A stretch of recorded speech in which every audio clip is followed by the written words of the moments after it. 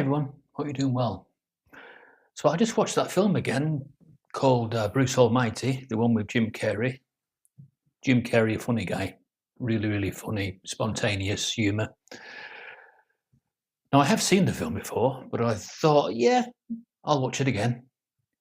And then I've got this like new message now on the film.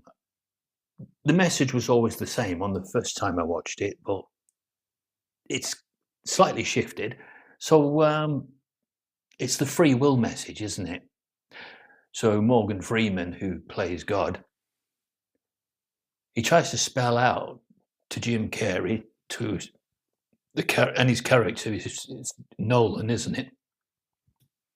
And he's an anchor man, works for a news station, and he tries to tell him that it's all about free will, which you cannot interfere with. You cannot do anything to change free will. Everything else, you can interact with it and change the course of direction. But with free will, you can't. And so I thought quite a lot about this.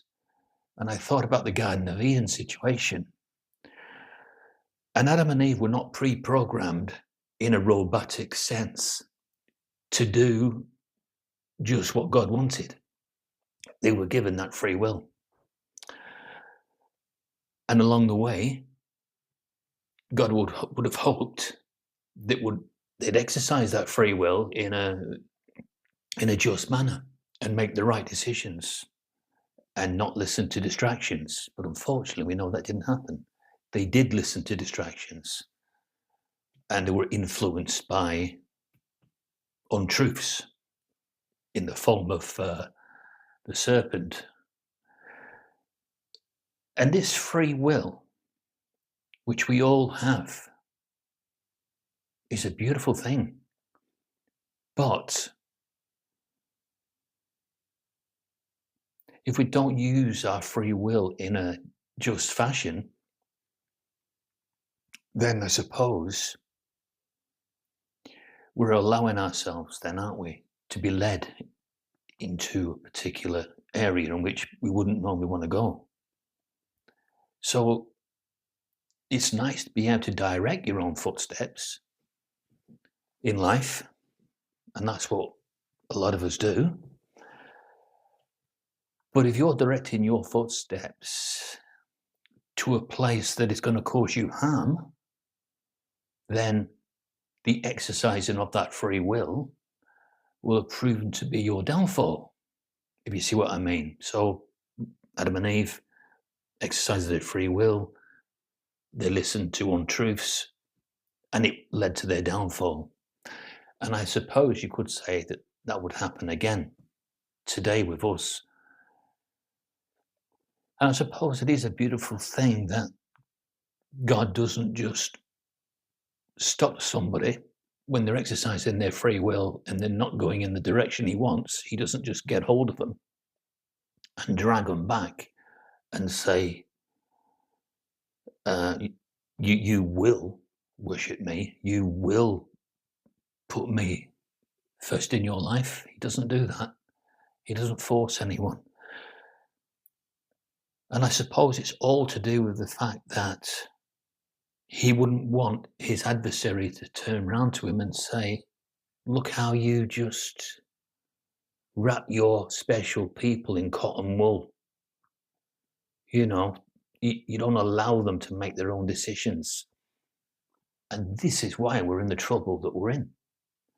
So ever since man's time on earth, it is further and more proof, and added proof, that exercising his free will has resulted in him moving away from things that are chaste, things that are pure, and him moving closer to God's enemies and adversary, Satan. And that's what I thought about when I was watching Bruce Almighty earlier on. And it was really interesting that they actually got it. the makers of the film, they got this free will and how you cannot change the course of free will under any circumstances. And it is really good when you do watch a film and they do get it right. And I think they got that bit right, definitely. But it is a funny film, though. You know, sometimes you laugh so much with Jim Carrey that you end up with a stitch. The number of films I have watched with him in it, like Liar Liar, and I've been rolling on the ground laughing so much that I've given myself a stitch. That is a funny, funny guy. But he's not the same as he used to be, is he? I mean, he's got older and he sees things differently in the world now. And that's really what can happen to all of us, you know, maturity, moving towards spiritual things, and all of a sudden you just do not see things the same way. And maybe it's for a reason, you know, maybe it just takes time for a person to become acquainted with the things of the heavenly realm. It takes time. You can't always see it. Even discounting the fact that you might not even live as a heavenly being, you know, you may not even go to heaven. You still can't help but have thoughts about what would it be like? What would it be like to be there in the heavens and listening to instruction from the Almighty? But knowing that you can at any point exercise your free will, even if you're in the heavens as a heavenly being, you can exercise that free will and choose to serve him or not.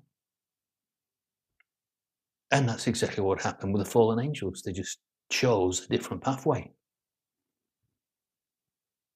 They just didn't want to go along with the rest of the angels. They thought that they'll follow somebody else that would relax the rules a lot more, give them more freedom, and not call into a question everything that they did.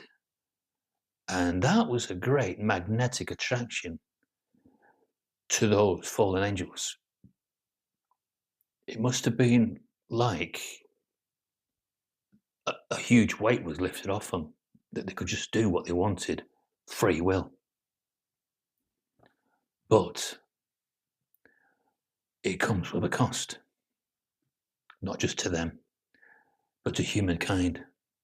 Exercise your free will up to a point, and then suffer the consequences of your actions after that when things don't go right. And I suppose that's why God always knew that man could never direct his footsteps. He would always and eventually need to have guidance from him at some point. I'll see ya.